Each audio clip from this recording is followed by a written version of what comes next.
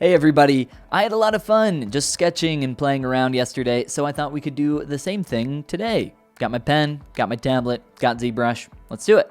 I'm not sure if we will make a habit of just getting in here and doing some quick daily sketches. I have a lot of fun doing it. This time around, I think we're going to, instead of just focusing on creating a head, I think we're gonna go for something a little bit more complete. But this time I'd like to do a full character or full body blockout. If you guys are unfamiliar with the idea of blockout, it's really simple. It is essentially just the initial phases or steps of creating really anything. It doesn't just have to be a character. It could be a rock. You know, the initial shape that I would probably start with would be very similar to what I start here with a character, which is, of course, a sphere. As you can see, the shapes are very rough. It doesn't really look like a person quite yet, but we're getting there. We're starting to get some of the correct pieces in place. I'm not really worried about proportions at this stage. I'm not worried about things looking nice.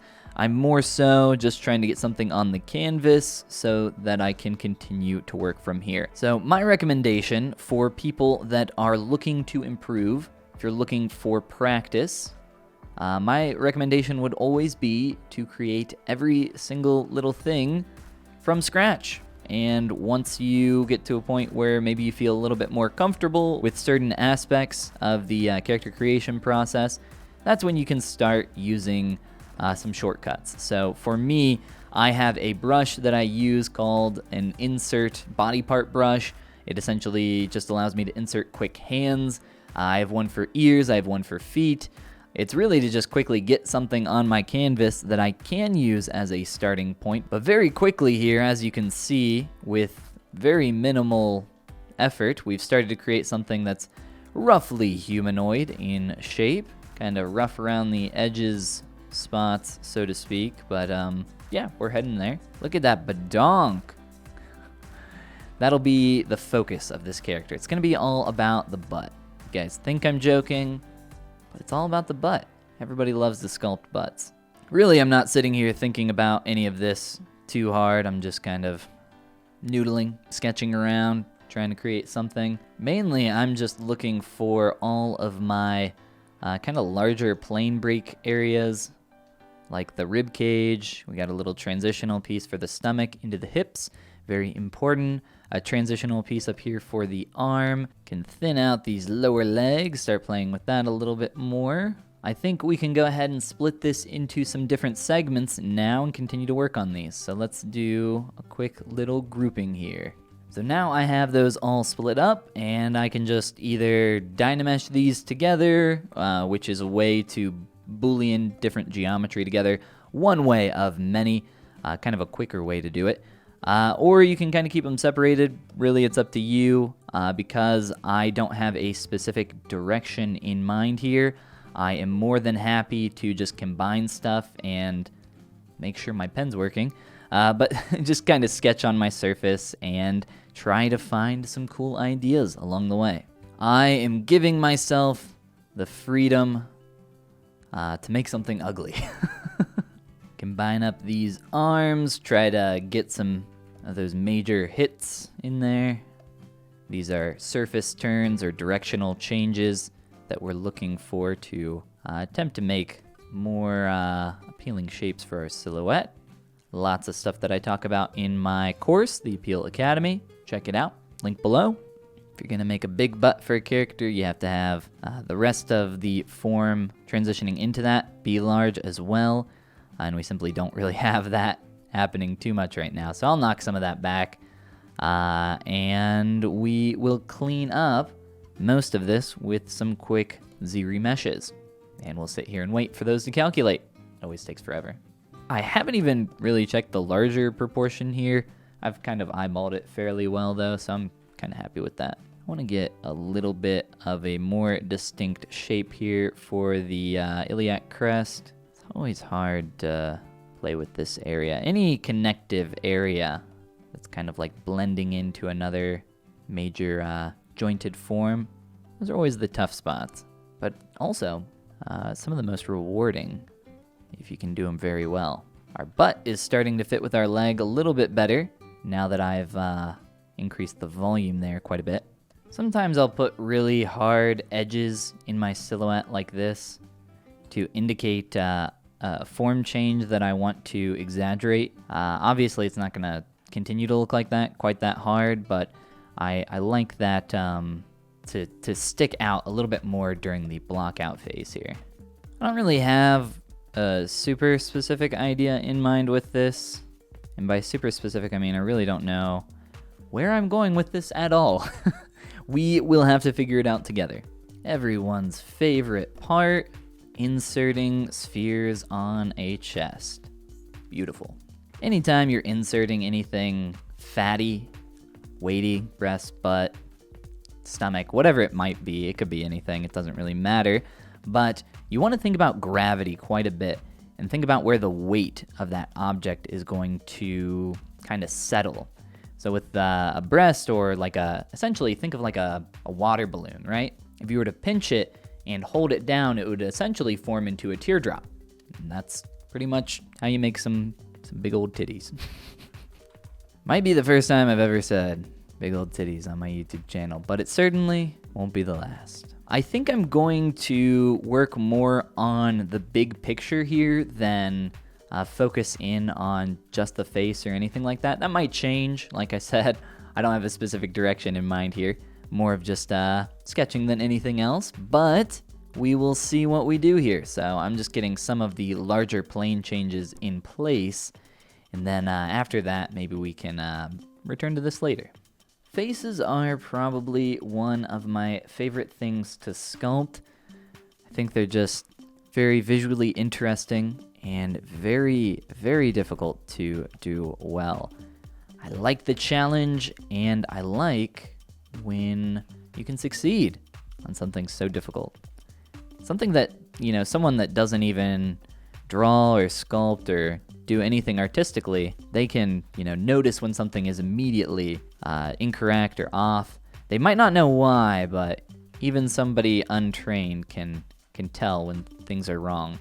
And that's kind of when you can get into the uncanny valley area. More often than not, it's just kind of done poorly though. Okay, so we got the shape of a kind of blocked out skull there. Let's take a step back. As I was saying, we have a bit of a giraffe situation going on. Not necessarily the greatest shape for a neck in the world. Let's pull that down so we're a little bit shorter. Might have to adjust some other proportions to make sure that they line up. That's pretty much always the case though. Make sure the weight of everything is feeling good. It's very important. Just don't want the character to feel like they could fall forward or backward. And then from the front, there's quite a few things that need to happen as well. Proportions are not an easy thing. I think it's definitely something that comes with practice. I really don't think it's something where you can say, follow the 8-head rule, follow the 7.5, 7-head rule. I mean, I don't really think about that when I'm sculpting. I more so just, over doing it many, many times, have kind of figured out what works, what doesn't. I can tell visually just by looking at it. You should also use a lot of anatomical reference if you are attempting to sculpt an anatomical form. Reference is always helpful, of course. All right, let's get a little bit more form up here in the torso, and then I can clean all of this up. Man, there's some nasty geometry through here. Some weird shapes as well. I don't know what I was thinking with some of this. I get a lot of questions about technical stuff that I really don't think is super important and something that you should really be focusing on. I know that, if you're new to digital sculpting, it seems like there's just so much that you don't know, and so much that you don't know what you don't know, essentially. And you're not going to know for a long time. But really, the hard part of sculpting isn't the technical side of the tool set or anything, to do with how many polygons should I have at this stage, that stage, etc. More so comes down to your artistic sense, your ability to sculpt. And I think that that's a hard place to maybe mentally get for some people. I don't know. It's been so long for me since I've been at that stage personally that it's pretty hard for me to speak on it too much because, like I said, it's just been so long since I've been there myself, and I know the tool set so well that, you know, I know like weird little things like, you know, where is it? Can't find the M key on my keyboard. There we go. Like this. Like, you're never going to use this, but and I know the hotkey for it. It's the magnifying glass. Why do I know the hotkey for it? I don't know. I've literally never used this thing, but I know this program inside and out, and it's hard for me to mentally put myself in a state or a place where I can maybe get back to, you know, what it was like when starting out. So I don't want to sound like I think it's super easy or anything. It's definitely not. I will say that, you know, if you're getting frustrated with the software, I really think the best advice that I would have for you, no matter what software you're trying to learn, whether it's here in ZBrush, which is the tool that I use, whether you're using Blender, whether you're using any kind of application on an iPad, there's a bunch on there as well. Whatever it might be, you know, just push through, muscle through that hard stuff in terms of software. I promise it gets easier down the road, and then, you know, then you can start to focus on what's actually important, which is learning how to sculpt well, which is a whole nother discussion entirely. But hey, that's why I got things like my course, which I mentioned earlier, the Appeal Academy, right? Gotta be really careful with how thick your torso gets. I see a lot of people make their characters' torsos just way, way, way too deep this direction. Ends up looking really, really awkward, and obviously awkward. I think maybe partially due to when you're looking at reference, like the arm is in the way, maybe it's tough to see. That might be one reason for it. It's just one of those common things that a lot of sculptors do. Another really common one is that people make their heads for their characters way too small. Way, way, way too tiny. Why is that? I don't know. I do it too a lot of the time. There's more, like they'll make hands too small, a lot smaller than they should be, etc. There's a bunch of them. Anyway, if you know about those things, though, you can potentially try to avoid a lot of them. Or just fall right into the trap and do it anyway. That's what I like to do. I think I said something about putting a hand on here, and I never did. Got that foot, though. Let's get a quick hand. So the fun part starts right about now, where I am merging everything that I've created here together, and then I can start working on what I mentioned earlier, which is a lot of these kind of jointed areas. And by jointed, I mean combined areas, but also literally joints like shoulder, elbows, hips, knees, etc. So a lot of cool shapes that you can find in those areas. A lot of room for just having some fun here with our sketch. Quite a bit too deep here for the center line of the back. It's fun to play with certain shapes like this, but it's very easy to over-exaggerate stuff. I like to, you know, personally get into a lot of exaggeration, but we don't want to be so crazy that, you know, it's not even believable as like an alien or something. That's when you know you're getting into a bad or rough spot. Okay, we got some cool shapes kind of started here. I think there's a lot of room for some improvements, and that is a good place to be. Playing around with a couple hard angles, not really decided on a specific shape language here. On the last piece, I kind of went for something that had a lot of brush strokes on the surface, kind of giving it that clay vibe. As I mentioned in that last video, it's not something that I do very often anymore. It's something that I did when I was starting out because I really didn't have a lot of control over my surface, and I really didn't have too much in terms of other options. So I couldn't really get a super clean surface. Another problem with that, for those that are new, I'm sure a lot of you know this, is that you can't hide your mistakes. If you're going to have a really clean surface, you are going to say, here are my shapes, here are my forms, and you know, you can't really have these like messy areas to kind of hide things. It's all right there in front of everybody to see. And I actually don't mind that all that much. But hey, that is something that comes with time. All right, I'm just kind of marking up my surface for a couple new landmarks for muscles. Very simple. Mainly, the way I start is bony landmarks, and then a little bit more of some muscles that I'd like to maybe highlight a little bit more. Just kind of looking for a couple areas that I could bring a bit more visual interest to, and then go from there. I think I might swamp things up quite a bit here and go for a bit more of a rounded shape language. I was kind of liking the sharper, kind of almost, you know, a lot of alien-like shapes here. Not very humanoid. In some ways it was, but I think I might like to push and try to play with a little bit of a different shape language here. It's good to turn some tropes on their head, like a lot of more feminine things will have rounded shapes, softer volumes, that kind of stuff. And I was playing around with a lot of sharper shapes, which is fine. You just have to do some extra work to head in that direction a little bit more. All right, merging some more stuff together, I have combined the neck with the body.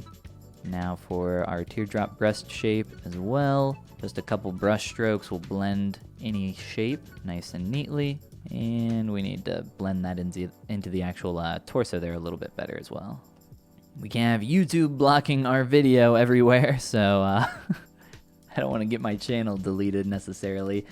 Art is such a one of those gray areas here on YouTube, so we'll just go for the safe route. The most simple of shapes. A couple spheres, and a V shape. I mean, it's really, it's not that evocative of much, but you would be surprised how quick YouTube likes to swing that hammer around. Everybody loves their serratus muscles. I think that's more than enough form. Probably keep that a little bit more simplified. Level of detail here is something that I haven't thought too much about either, but I will need to as we continue forward. So I'm gonna have to keep everything around the same level. It's gonna be weird if you have, you know, an area with a bunch of surface texture on it and then an area that's just perfectly smooth. All right, let's lower the overall level of detail, soften things up a little bit. This arm, I was gonna say, this arm needs a lot of work, but a lot needs a lot of work, as is the case with most sculptures. Let's work on softening up all this connection. So messy. I'm a messy sculptor, but luckily I do know how to clean stuff up pretty well. Power of Pine Sol, baby. It's the power of the smooth brush through a lot of this and having a good foundation of form. A lot of this came down to my work in the early stages, making sure that the primary forms were there and feeling nice. And then we can start to refine and make things feel a bit more organic. This is the process as you move forward and out of the blockout stage to start to refine, start to make things feel a bit more human. A bit more fleshy is what I typically like to say, but a bit more human for our case here. Next, a little bit awkwardly shaped in a couple areas. That is something I will have to take care of later with some merging towards the to the head, although there's a lot that we could say and do about that head as well. I don't know if we will. Might just focus on the body a little bit more. That is the fun of sketching. You can really just kind of go whatever direction you want on a whim. And that's kind of what I'm doing here. I really don't like this knee, or not necessarily the knee, but this entire transition is very rough still. I don't even have like quadriceps really shaped in here correctly. I have in my head like a basic idea of what quadriceps should look like, and I'm, you know, pushing in that direction while also just trying to pay attention to my fundamental form and make something that looks visually interesting, visually good. But if you want to get anatomically correct, that's not what I'm aiming for here. I don't have an anatomy book open with me or anatomical references per se. I do have a couple references up on my other monitor, but it's more so I just kind of opened up ArtStation, clicked on a few things, and went crazy here. Like, here's an artwork of Cammy that I just opened up randomly on ArtStation. I really liked the hips there, that sharp point. So that was something that I tried to integrate into the sculpt there in the beginning. This is by Star Academy over on ArtStation if you guys want to check them out. But I decided a little while ago, as you have seen now, that we were getting very, very sharp in a lot of places, and it just felt really kind of bad. I didn't really like it. Maybe if I went like a super alien route here, it might make a bit more sense, but really I'm kind of liking the new direction that we have as well. All right, let's take a step back, check out our proportions one more time here. One more time, another time. I will be doing this multiple times throughout the sculpting process. It's very easy to get tunnel vision as you're working. Feeling a bit forward heavy in my opinion. Maybe a little bit too much. It's nice to push things past where you need them so that you can kind of see what that exaggerated portion or form might look like, and then step it back a little bit. Push it till it breaks, then bring it back a little bit. These have like all these weird fat pads and forms that make it look like a face of a baby.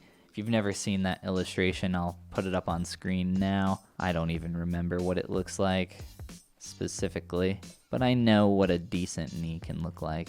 And that's what I will strive to create here for our quick sketch, a decent knee. If I create a decent, simple block out or simple character here that's more of a maquette than anything, I will be happy with that.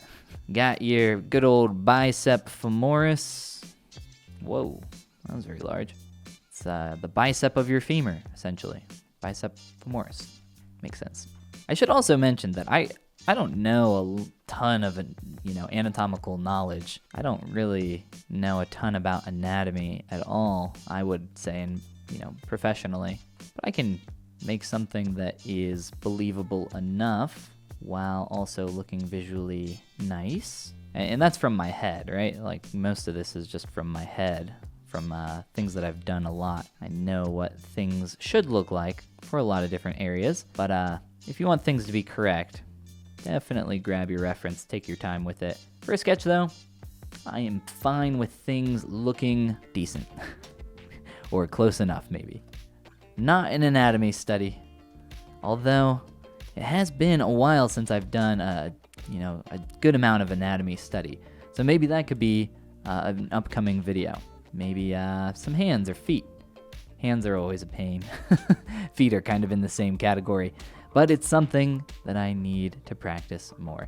Maybe some legs. We're doing some funky shapes here around the ab/adductors. I can never remember which one it is. I don't really care about the names of stuff too much, as long as it looks decent. So I just moved those legs in a little bit more. Just trying to get a little bit more gesture through that shape. Kind of like a larger S-curve form wrapping through there.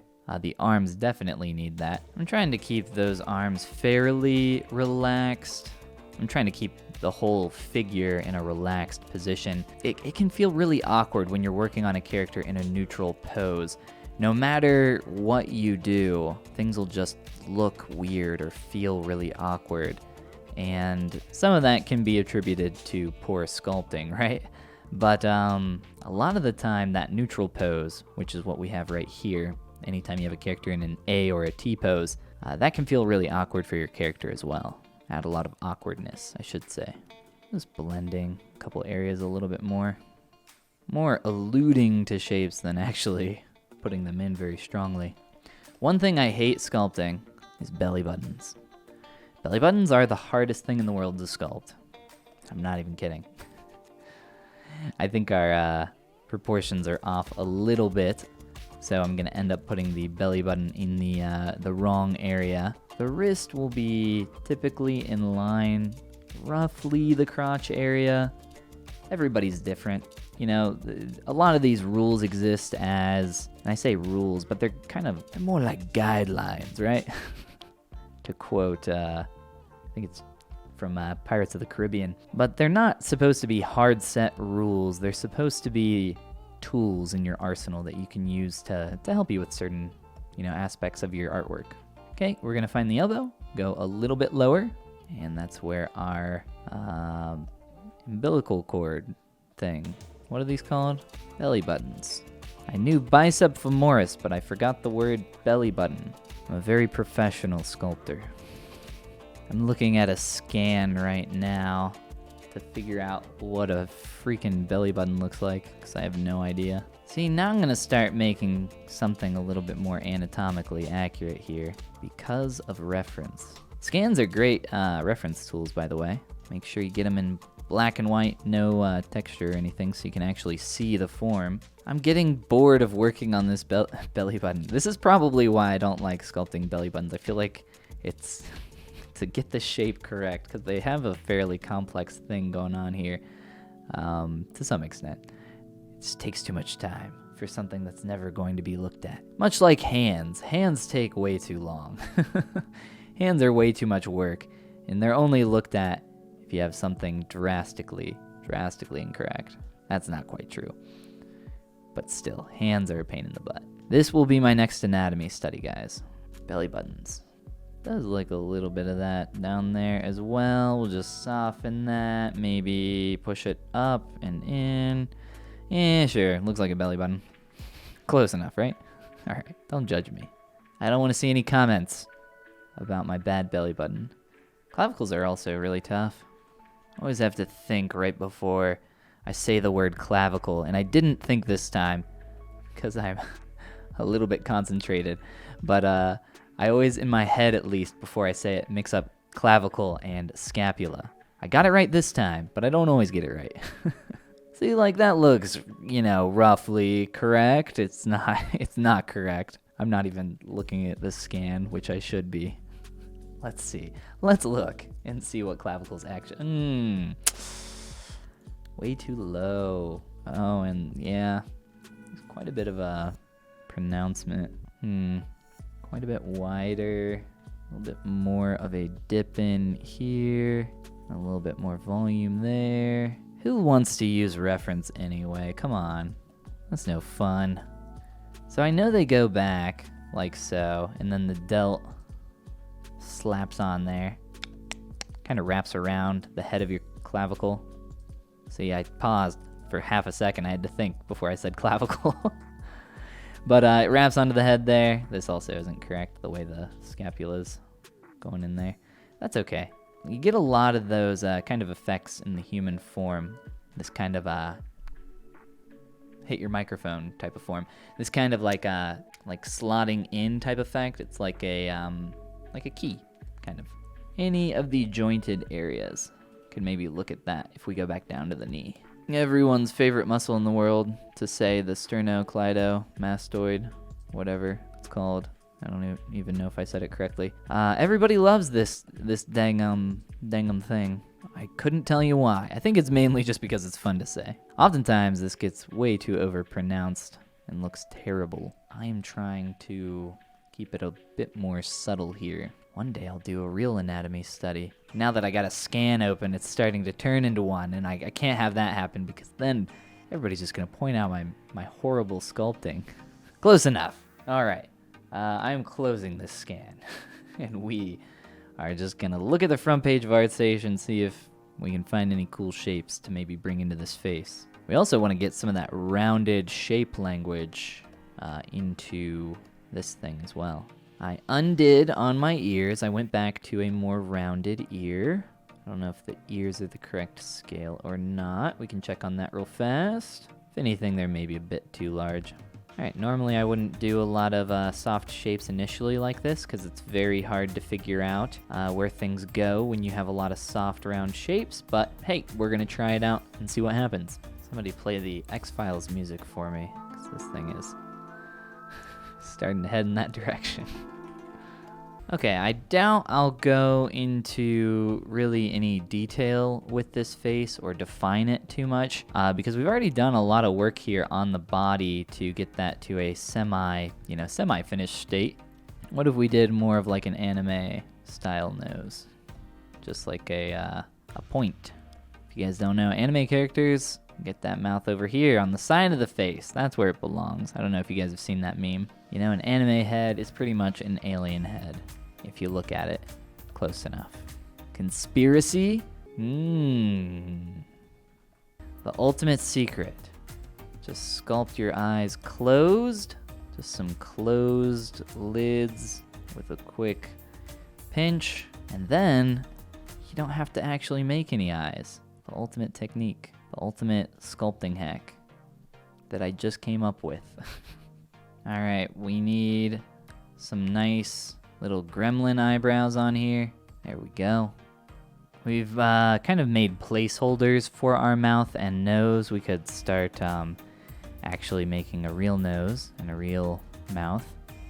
Although, we could just keep it all as a blocked out form. It doesn't really matter. I think we've already set out and achieved some nice form here in the body. And in terms of a sketch, this is starting to run a little bit long. We're at 1.5 hours. That is quite a long time for something that's just supposed to be a sketch.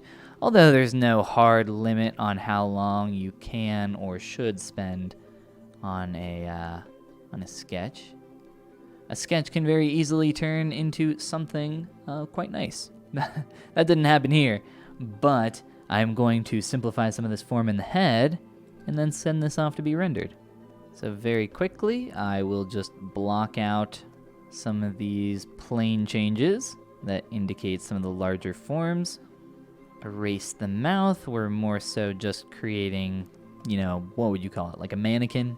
The face is not the focal point, so keeping it a little bit more simple is fine. Some fun experimentation with a body with this one, with some of those larger primary forms and a little bit of refinement and cleanup. But you know what? I think we might do something with this in the future. Not in this video, not today, but you know, it might be a good starting point for something else. Just a little bit of blending up here by the head. A little bit can go a long way though, when it comes to just blending pieces together very quickly. That should be good enough for a quick remesh and one final softening pass around some of those hard edges. And our arms merge to our body. I was in a hurry with this area, just remeshing really quick, and that is what happens. But yeah, we'll worry about it later if we want to reuse this. That is going to be it for this quick sketch. The total time on this was 1 hour and 45 minutes. Hope you guys enjoyed getting to check out some of my process here for sculpting a little roughly. But hope you guys enjoyed it. You guys have a great rest of your day, and I'll see you in the next one. Bye now.